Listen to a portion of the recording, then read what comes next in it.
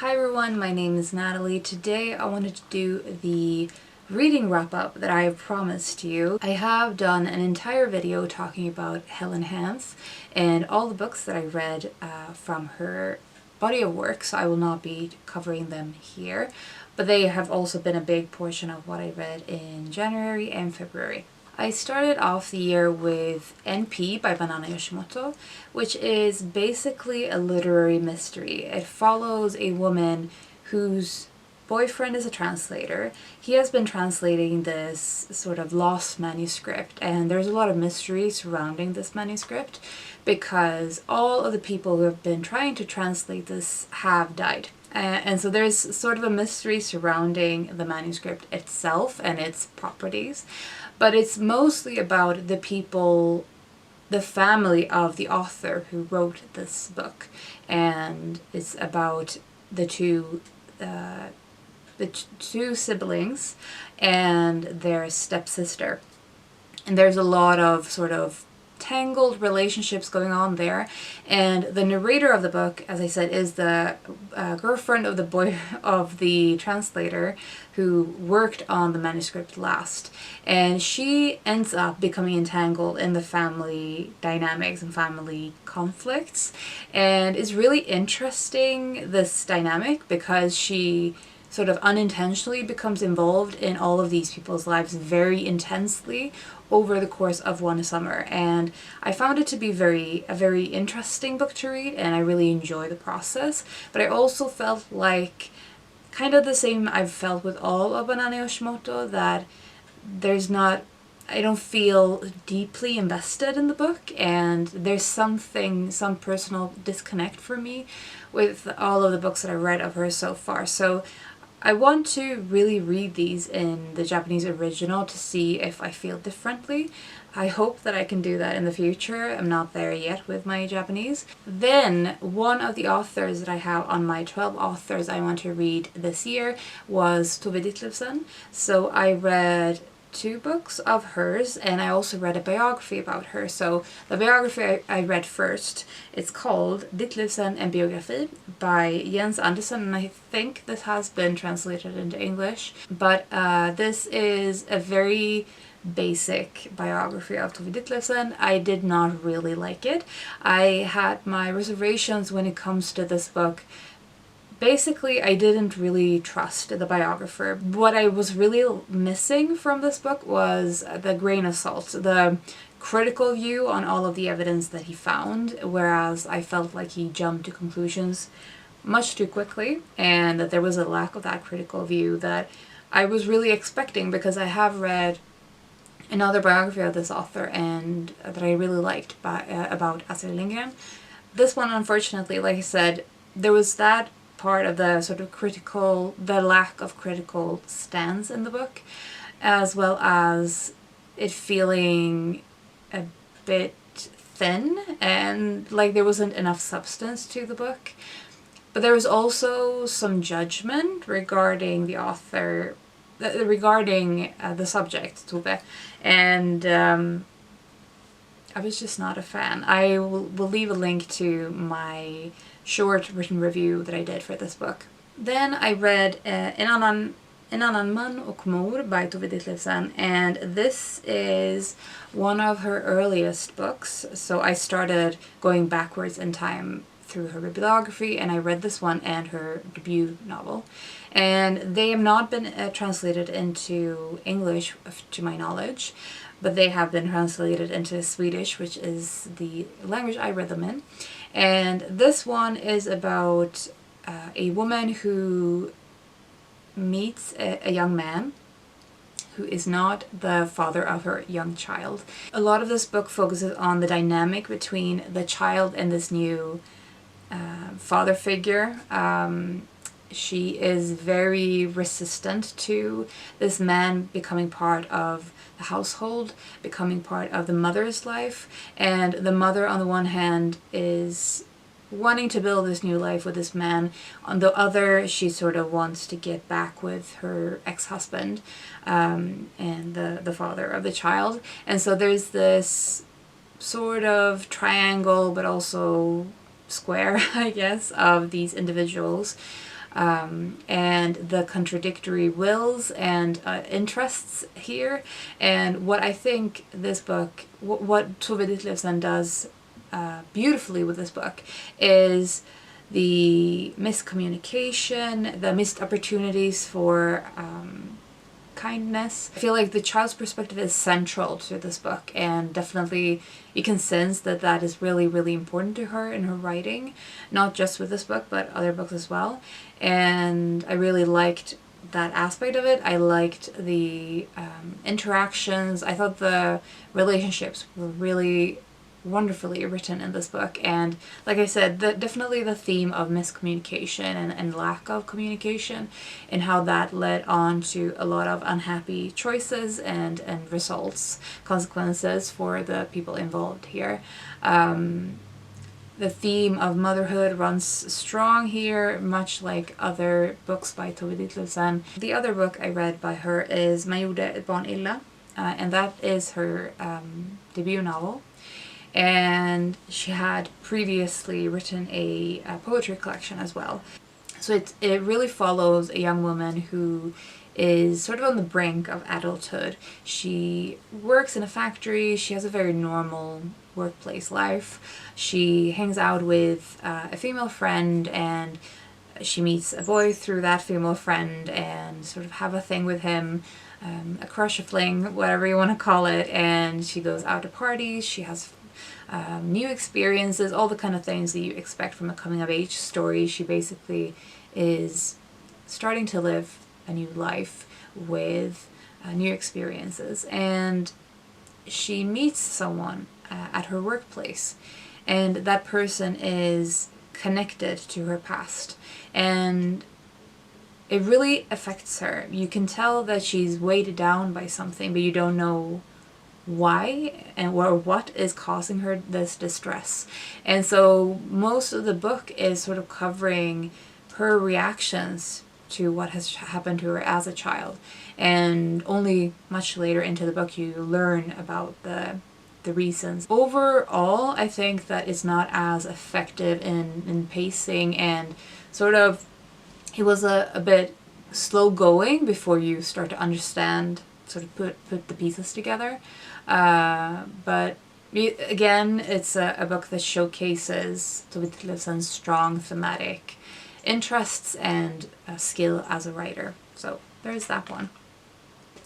So those are the two Tove Ditlevsen books I've read this year so far. I might get to some more later in the year, and if so, I will hopefully do an author spotlight. In the autumn of 2024, I reread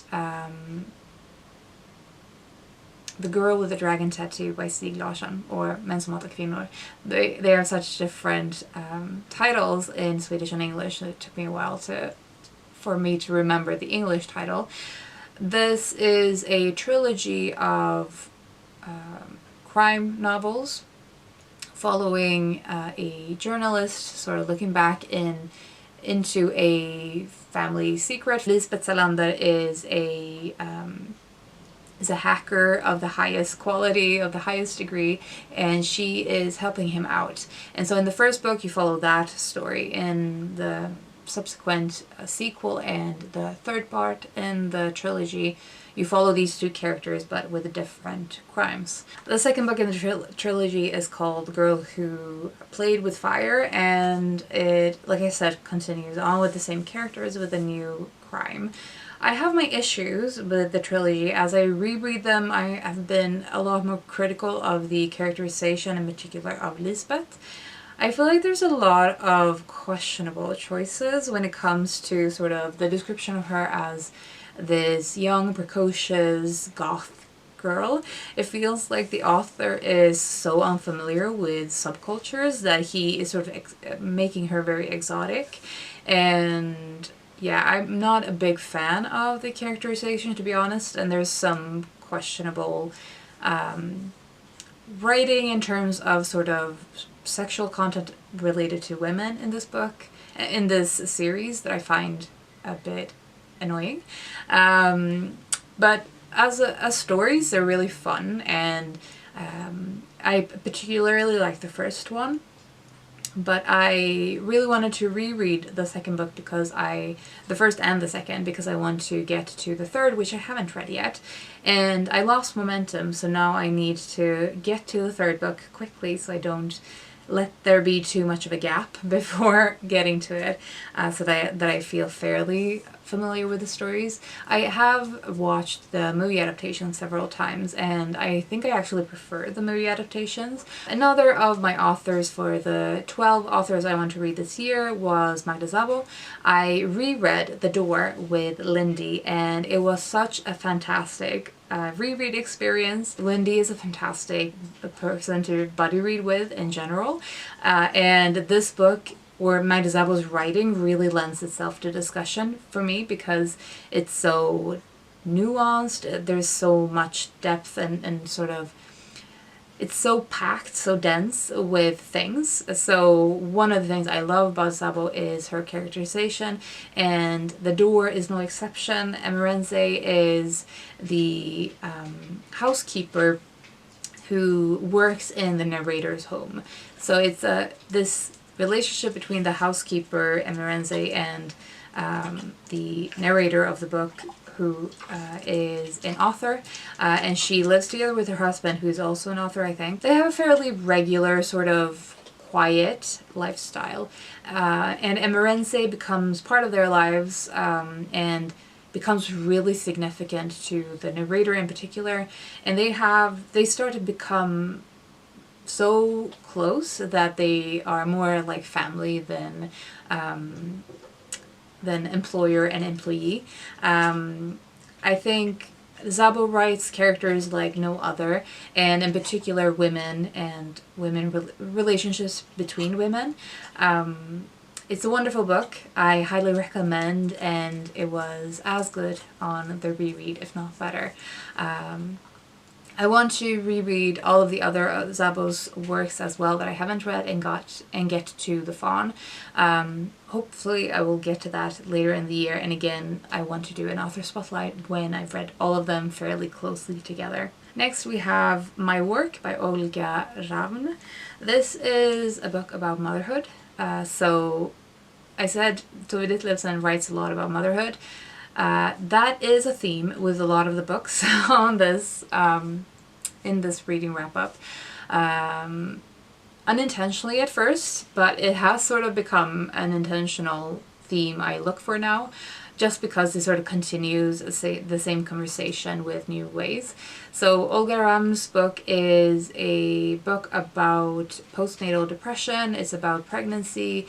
It's about being a mother, expectations of a mother, and especially expectations of a mother as in a conflict to being a writer and working.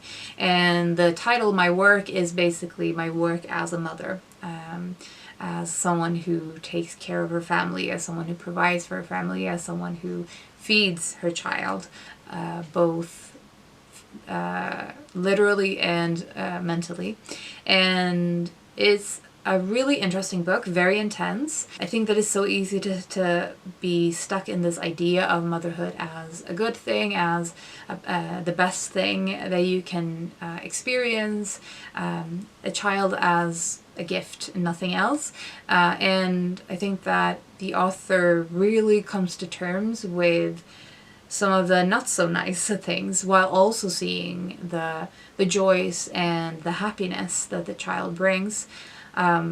Also admitting that it's tough sometimes. The pregnancy experience being disassociating from your own body and the way sort of ownership of your body, and a sense of lack of purpose when she's breastfeeding and doing no work, no paid work, I should say.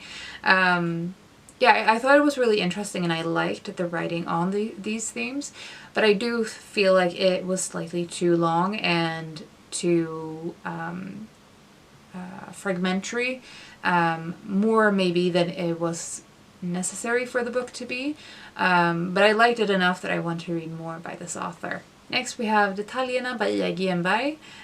This is a Swedish book. Olga Ravn's book was a Danish book. I should have added. I read it in Swedish as well. So Detaljerna, or The Details in English, was the winner of the August Prize, I want to say in 2023. And it was everywhere in Sweden. It has been very, very popular. And since getting an English translation, I've seen several rave reviews of it from people I trust. And so I particularly chose to read this one closely, this time of the year, because of Lindy. It's sort of a character portrait told in 4 relationships. So, or I think it's 4 relationships. So it's a narrator who is in a fever state. She's sick. She's lying in her bed and thinking about different people in her life in her past. And one of them is a boyfriend, one of them is a girlfriend, one is a friend, and one of them is her mother, I think. And through these individual portraits of the people in her life, she also conveys her own autobiography in a way.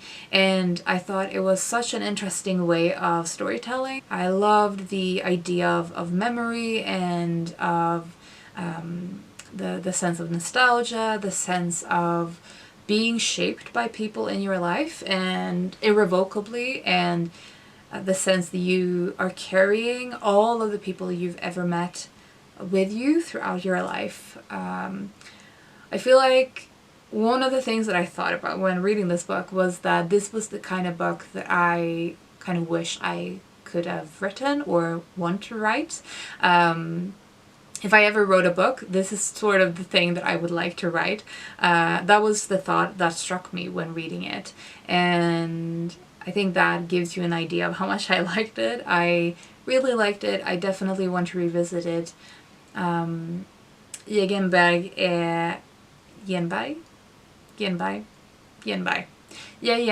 I'm gonna say that. Is definitely an author I am planning to check out more of her previous work. Lastly, I read Firstborn by Christensen. I got an ARC of this from the publisher Penguin Press, and it just came out in March. So this is a memoir about the author giving birth to a stillborn child. So she knew already before giving birth that it had died, or it was going to die. And this book is chronicling the pregnancy, both physically, mentally, the expectations of becoming a mother and the joys of that, the sense of loss after giving birth. It also talks about her relationship with her mother and her grandmother, her family, her birth father and stepfather, her partner.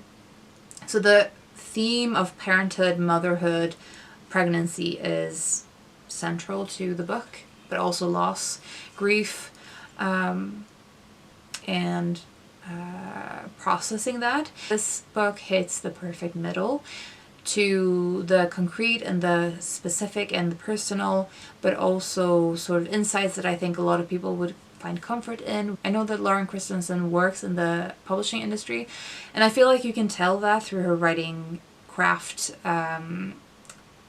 She writes beautifully and she writes very authentically, and yeah, as you would expect, it's a book that hits hard, especially because she's around my age, and even though I don't want children, I could definitely relate to contextual things in her story. Because, as I said, I have been reading other books on this topic, it added another layer to that discourse, that topic, that discussion, I guess, of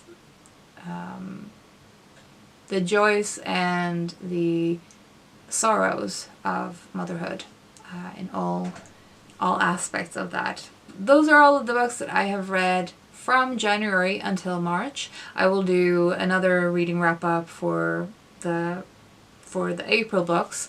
We'll see if I get around to that at the end of the month, or if I do another collected reading wrap up.